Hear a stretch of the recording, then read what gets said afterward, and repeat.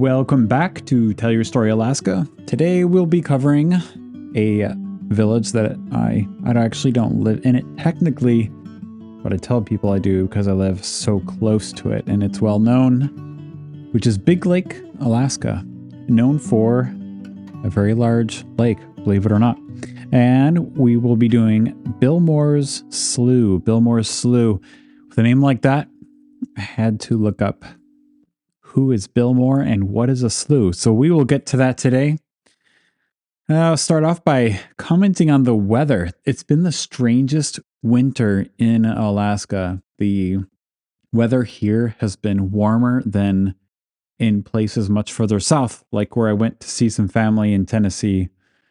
It was colder in Tennessee than it was here in Alaska. And we got back and it was icy, slippery.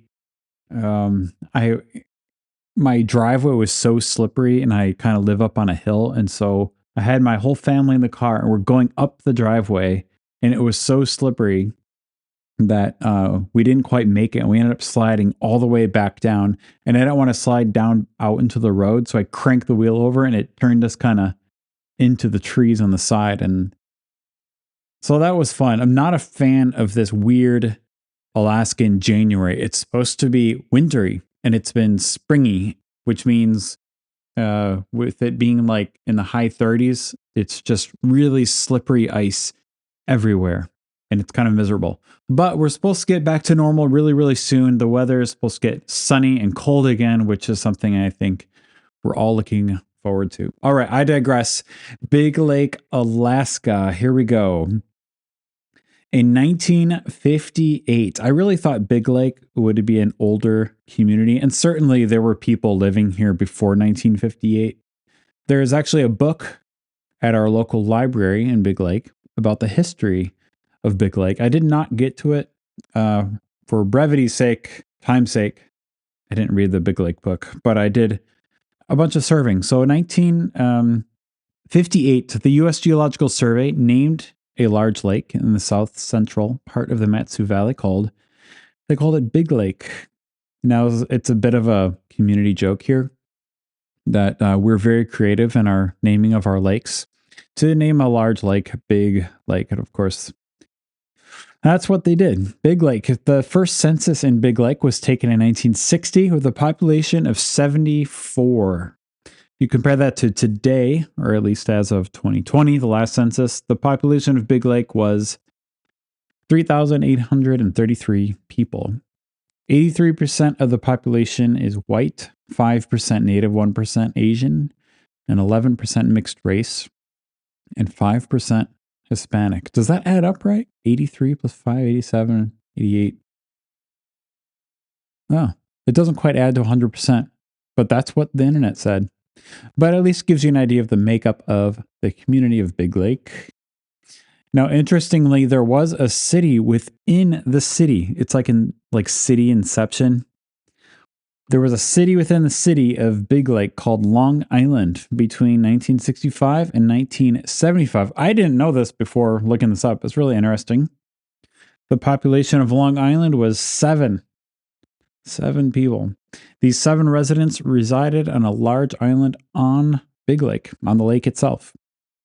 And I looked this up. There was a pretty big island there, and it was its own town for 10 years. And it's just so Alaskan for there to be a town of 7 people on an island on a large lake called Big Lake in Alaska. There you go. That came to an end in 1975, just became part of Big Lake. So some interesting features of Big Lake is the lake itself. It is quite a large lake. During the summer, the large lake provides a playground for all kinds of water sports. You'll see ski-doos, water skiing, fishing, and swimming. Now, I've tried fishing on Big Lake several times. I have a little boat, but I don't have much luck. I go elsewhere for my fishing because I've tried Big Lake a handful of times, but other people say they do pretty good. I am told there's some good spots on the lake, but I have not found them. I just don't have luck on Big Lake, so I don't go there anymore. But it is pretty fun to cruise out on the lake. It gives you, a large place to play if you got a boat and you want to do water skiing and stuff. Very popular. And you can go way to the western end of the lake. The lake, there's like these little narrow waterways that go to other lakes. And so, which is kind of fun with the kids to go and explore. I'll take my kids out on my little 14-foot utility boat, and it's got a little 10 horsepower motor on it. And the kids always say, do the circle thing. And that's where I just crank the, little outboard motor to the side, and we just go in circles and we hit our own waves. The kids love that. So if you ever see a little boat out there going in circles, that's probably me on Big Lake. But yeah, Big Lake's pretty popular in summer for summer type sports and fishing. In the wintertime, the community of Big Lake monitors when it's safe to go out onto the large frozen lake. And once safety is announced, the plows come out and an elaborate ice highway emerges. It is pretty cool. So trucks can make their way onto the ice and they can navigate this new road system. And it's funny to go on Google Maps while you drive out on the lake because it shows you driving on water. But of course, it's all just a frozen road system that they make every winter. It's pretty fun. So some winters at nighttime, we drive out there with our kids and we'll bring hot cocoa and we'll drive out to the middle of the lake and we will stop somewhere and just look at the stars. And, there's not a lot of light pollution out there. There's a little bit, but the stars are quite spectacular in the winter with some hot cocoa in the middle of the lake. It's quite fun. There's always almost someone lighting fireworks or having a bonfire or have a ice fishing tent. You'll always hear and see snow machines buzzing by even at nighttime out in the middle of the lake.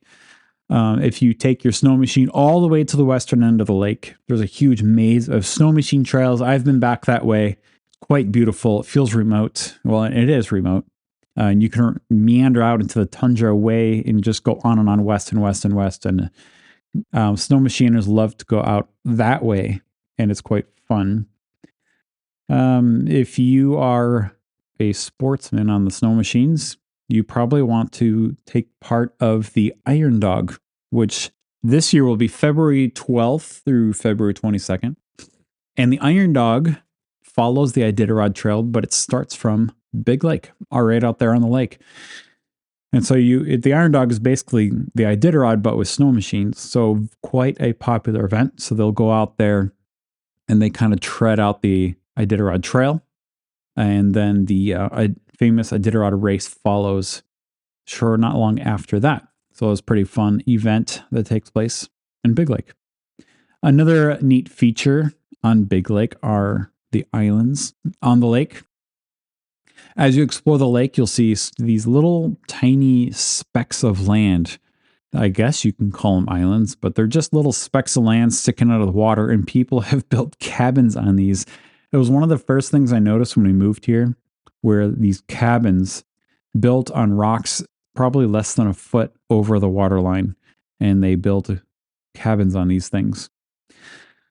These cabins are so close to the water. I mean, it looks like they can be boats floating. You don't really see the land, but they built these cabins and they're so small you can probably fish out the bedroom window and catch something. So that's pretty unique. The max depth of Big Lake is 89 feet. It has 67 miles of shoreline, and it is almost completely surrounded by cabins and homes, which doesn't have a long history. Back to 1958 when it became a town with a population of 74, there would not have been surrounded. That would have been a good time to buy land on Big Lake because now that land would be worth so much money. Very popular place to live. Sometimes I'll take my family on a little boat cruise on our little tiny boat, and we just like to cruise along the shore and look at all the really beautiful cabins along Big Lake and kind of covet those, and that's kind of fun to do. Now, since I live near Big Lake, I'm in the community most days. Some notable things are the library.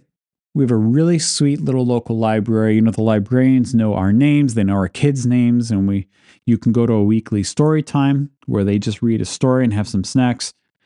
During Christmas, they'll have gingerbread house activity, just these like kind of small town little things, and a lot of that happens at the library that we like as a homeschooling family. We like to bring our kids there. One year, a couple years ago, my daughter won like a reading contest and she won a bicycle, which she still has, but she's still too small for it. She can actually ride it if she was big enough because she's ridden smaller bikes. Anyway, I digress.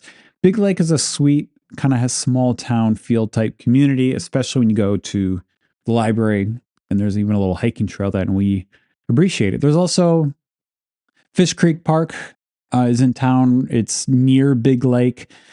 And they actually just built a brand new playground there. And we like to take our kids there, especially during the salmon runs. You can see it's just rich with the reds that are running up this area. And you can, see the salmon going up there, up Fish Creek. And of course, there's a playground. You can fish there. Pretty neat. Big Lake has some of those small, sort of off the road coffee shops that we like to go to. Sometimes I'll like throw my kids on our snow machine and ride down the road. On the side of the road, there's these side roads, and I'll take them to get hot chocolate at these little kind of small town feel coffee shops. So Big Lake also has those. We usually go to Perfect Start, or sometimes there's the Brood Oasis, which is near the post office. And the post office itself is sweet. The employees there even know our names. They give our kids suckers. Very, very small townish and sweet. So we love living in this area. Big Lake hosts a Christmas parade every Christmas where local businesses and the police and fire departments come out, and churches or various things will have these floats that go by. They usually throw like little toys and candies for the kids. They light fireworks. Another small townish thing in Big Lake. The Lions Club is a key part of Big Lake. There's a handful of community events there. We actually haven't been to Lions Club too much. We've been there a couple of times, but there is an ice rink and a court there where they can host certain events. On the Lions Club Facebook page, it says, whenever a Lions Club gets together, problems get smaller and communities get better. That's because we help where help is needed in our own communities. And I like that. I think that's right. I keep up with the news. I subscribe to the Daily Wire and I keep up with news that way. But I found myself being too consumed with national news and forgetting like my next door neighbor, which is a far more important thing, I think. And so a place like Lions Club is one of those things that create a sense of community. And I think that's really good. There are 3 churches in Big Lake. Faith Bible Fellowship, Big Lake Baptist Church, and there is also a new church plant that meets at Big Lake Elementary, which is an effort of Wasilla Bible Church, which is a large church in town. There's also I think it's called an Independent Baptist Church. I have met someone from there before. That's along Big Lake Road as well. Let's see. I attend Big Lake Baptist Church, which ironically is technically in Houston. I never really figured out why. But Faith Bible is the largest church. We have a lot of friends at Faith Bible, and they host a lot of really neat community events there, like Harvest Festival. They have Thanksgiving and Christmas events. They have a food pantry for, if you ever just need food, you can't afford food, you can always go to Faith Bible Church and pick up some food. They have VBS events and they have tons of other stuff. They have homeschool co-ops there. Really neat community there at Faith Bible that we appreciate. Big Lake Airport is one of many, many airstrips in the Mat-Su Valley. There's so many airstrips here. It's nuts. I kind of don't like it. In fact, I've heard that it's the most concentrated area of airstrips in the country. And if you go on ForeFlight or get a sectional map and just look at how many pink circles there are, it's so condensed with airstrips. It can be overwhelming. I call this area the beehive because general aviation planes are just buzzing around everywhere. About 10% of Alaska's populations are pilots. So there's just a lot of pilots, a lot of planes.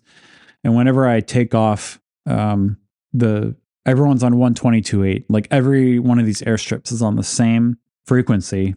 And so on a busy day, you just can't get proper location calls out.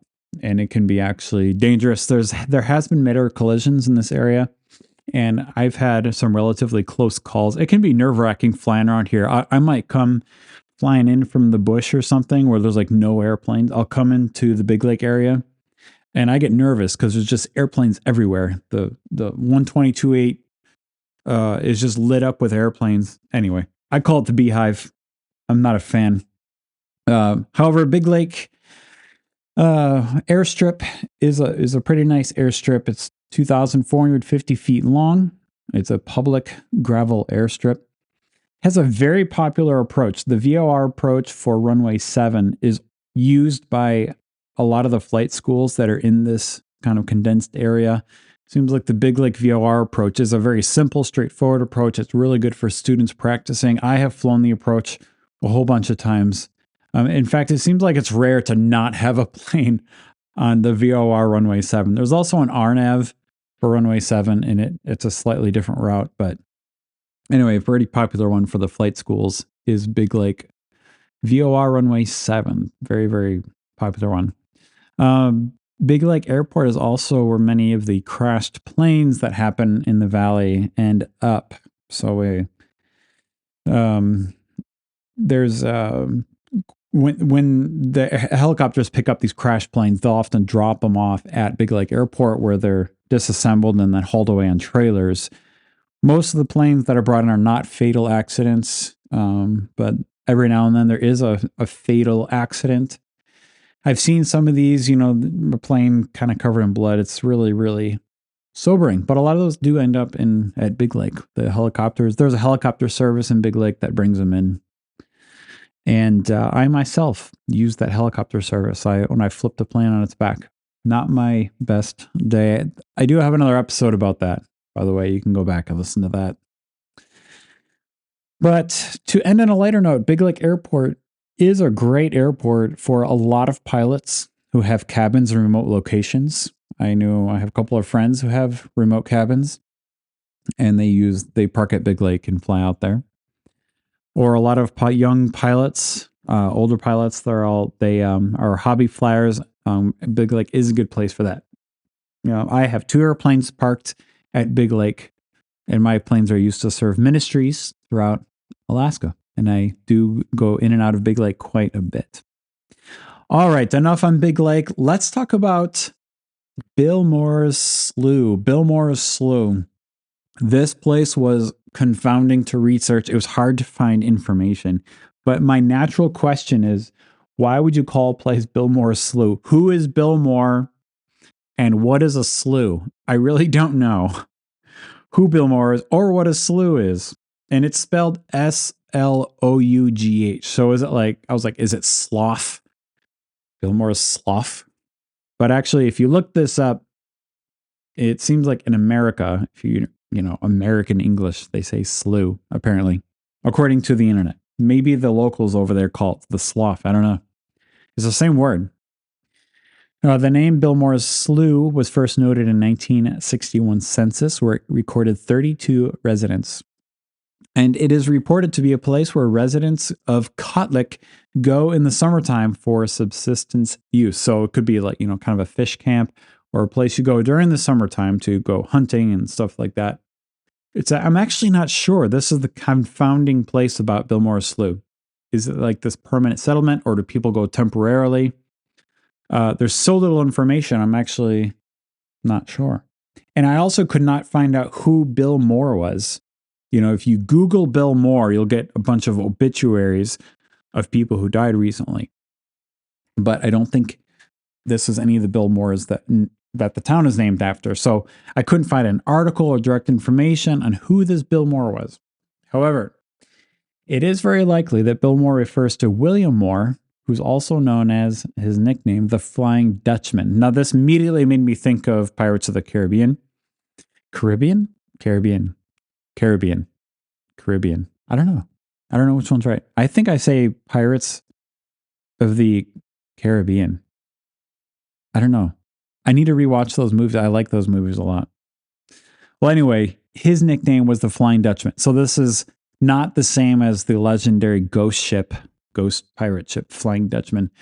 But he did get this name Flying Dutchman for his endeavors with boats But William Moore was a gold prospector in many places, including British Columbia and Alaska. He seems to have played a role in many of the major gold rushes in North America. Like anytime there was some kind of gold rush, including California and British Columbia and the Yukon, in Alaska, this guy was there. Most of his activities in Alaska were in Skagway, much later in his life, where he built a cabin, and he called this place Mooresville. But then later, other residents took over this area and they renamed it Skagway. Now, near the end of his life, he made an exploratory trip to Nome based on his prediction that gold would be found in the area. However, I did not find any information about his landing at today's location of Billmore's Slough, nor am I certain is this place named after him, but I suspect that it is. Mainly because, as far as I can tell, Nome is the closest he ever came to the location of Billmore's Slough. So he didn't necessarily get to Billmore's Slough at that location, but a lot of places are named after people who have never been to that place. For example, President McKinley, and they named the Mount Denali. They're trying to name it McKinley now. I know, I'm a Trump fan, but I'm not a fan of him wanting to change it to McKinley. I think he should keep it Denali. But I am thankful he got elected. But I wish he would not try to change Denali. Let's keep Denali. Let's keep that. All right. But anyway, it's very likely that Billmore's Slough is named after William Moore, this gold prospector and sort of an Alaskan legend, and his search for gold. He did find quite a bit of gold, but he seems like he spent it all on buying more boats so he can go look for more gold. It seemed like he was more of an adventurer than really like trying to get riches. But anyway, kind of a fun guy to study. And it does look like where he built his place in Skagway, there was like some legal confrontations with him and the residents of Skagway because he originally bought that land and they kind of like shuffled him out. And I think he only got like 25% of the value in compensation. So poor guy, poor Bill. Anyway, Billmore's Slough is likely named after him. Now, what is a slough or a slough? There's various ways to pronounce it. What is it? I didn't know, but apparently it is a swamp or backwater of a larger body of water. So in the case of this community, it is the mushy land of the Yukon Delta area. Reports on the village of Kotlik, which is where Billmore's Slough is located, or very close to that, tells us that as of 2015, that Kotlik, which is right next to Billmore's Slough, lost 20 feet of shoreline along the Kotlik River since 1980, and it continues to erode and at an alarming rate. And so this is the nature of a slough in Alaska. Erosion is a real problem. Erosion is constantly a threat to residents, homes, and the walkways for getting around. Boardwalks and buildings, including a church, have been moved. At some point, a new runway was constructed, and this is talking about Kotlik. I know we're not talking about Kotlik today. That's all the way in the caves, but that's a long way away.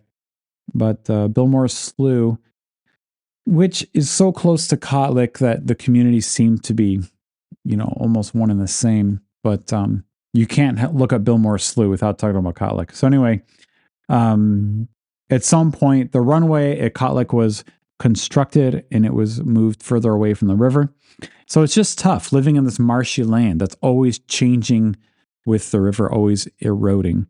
And it does make me wonder how far back people could have lived in such a marshy place. In Kotlik, the way to get around is through all these boardwalks, and people park their ATVs on boardwalk platforms. Like everything's on these boardwalks because it's so sloughy, it's so mushy. I don't even know how you could walk on the land. It's just this squishy land everywhere. So it does make me wonder how people in a really long time ago would have lived there without, lumber being able to be flown in, because there's not really a lot of trees there. There's just like these brushy things. So anyway, it's just kind of a curious question. In 1899, a man named Captain R.L. Ferris, in service to the U.S. Geological Survey, sailing on survey ships called the Taku, the Yukon, and the Patterson surveyed the Yukon Delta region.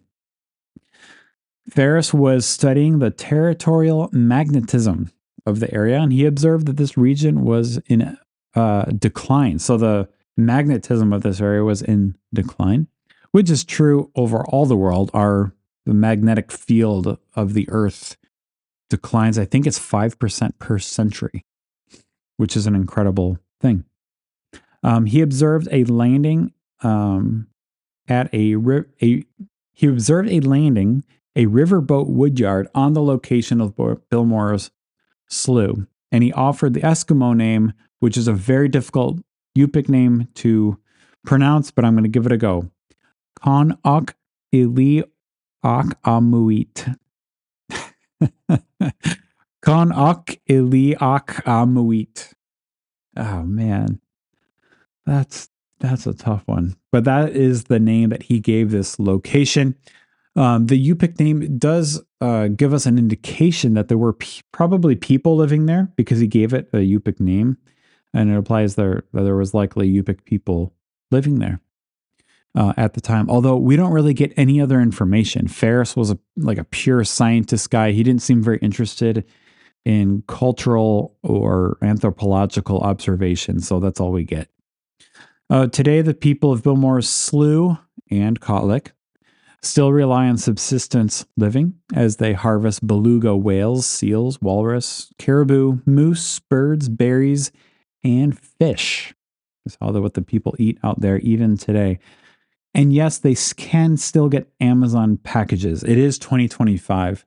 It's not like they're in the Stone Age. They are a modern people, but they're still doing things their ancestors did, which is harvesting and hunting beluga whales and seals. I know I do have some friends there. I haven't spoken with them in a while, but they do these annual beluga hunting trips even now. And it's reserved for the local native people only. And it's a really neat tradition that they continue there. I did find an interesting document titled Land Policy and Constitution of the People of Billmore's Slough, the Statement of Intent, and it's dated 1988. And it reports that there's a population of 83 people living in the community at that time. Now, I could not even find census information for Billmore's Slough, so this is close I get, population of 83 in 1988. So I'm not certain if this document is still in effect today, but it does offer us some insight into this community. In the document, it states, "We, the Yupik people of Billmore's Slough, being the original inhabitants of our land, having been placed here by our Creator, to be the keepers of our land and having maintained this land as our Creator intended us to keep it since the beginning, hereby declare our intent to continue managing it as we always have managed it in the past. In the past as well as the present, our land and the culture of our people have been intertwined to the point where it would not be possible to maintain our traditional values and lifestyle should our land be alienated, alterated, or otherwise changed from its traditional relationship with our people." So there we hear a quote directly from the elders of that village and what their heart is for what they want their community to be. So I like finding stuff like that. Now, the document does go on to define community laws regarding land and voting rights and cultural protections. Kind of an interesting read there. So I just wanted to give one little quote. There is an Assemblies of God church in Kotlik. It is led by Reverend Jimmy Okitun. Jimmy, I'm really sorry if I mispronounced your last name. I know Jimmy. I haven't spoken to him in a couple of years. He and I worked together at Keiko for he was the speaker. What a energetic, full of life kind of man, kind of guy that you just want to be around because he just exudes life and energy and excitement. I really appreciated him, and he is the pastor of the Assemblies of God Church there in Kotlik. So I appreciated him. I hope to see Jimmy again. There's also a St. Joseph's Catholic Church in Kotlik, but I could not I wasn't sure if it was still active. I wasn't able to find out any more information than that. So Bilmore Slough is kind of a confounding place. There's so little information about it. In fact, I spent half the time just talking about Kotlik, which is the village right next to it. It only shows up on a few websites. Very scarce information. I'm not even sure if Bilmore Slough is named after William Moore, but I think it probably was. Kind of a famous Alaskan adventurer. Anyway, Bilmore Slough is still kind of wrapped up in mystery, and part of me wonder if that's intentional. It's simply a place where people just want to be left alone. There's plenty of places like that in Alaska. So it may be by design that there's very little information about Bilmore Slough, and perhaps we will leave it that way for now. All right, that's it for Big Lake, Alaska and Bilmore's Slough. Next on our list, we are still in the B's, is Birch Creek, which is in northeastern Alaska, and Brevig Mission, which is in central western Alaska. I have not been to either of those places, but I will study up on them, and we will talk about those two villages next week. Thank you guys for tuning in. Hopefully got some interviews coming up for you. A few have recently fallen through, and I'm going to do my best to get some more interesting content for you. So thanks for coming in. We'll see you next time on Tell Your Story, Alaska.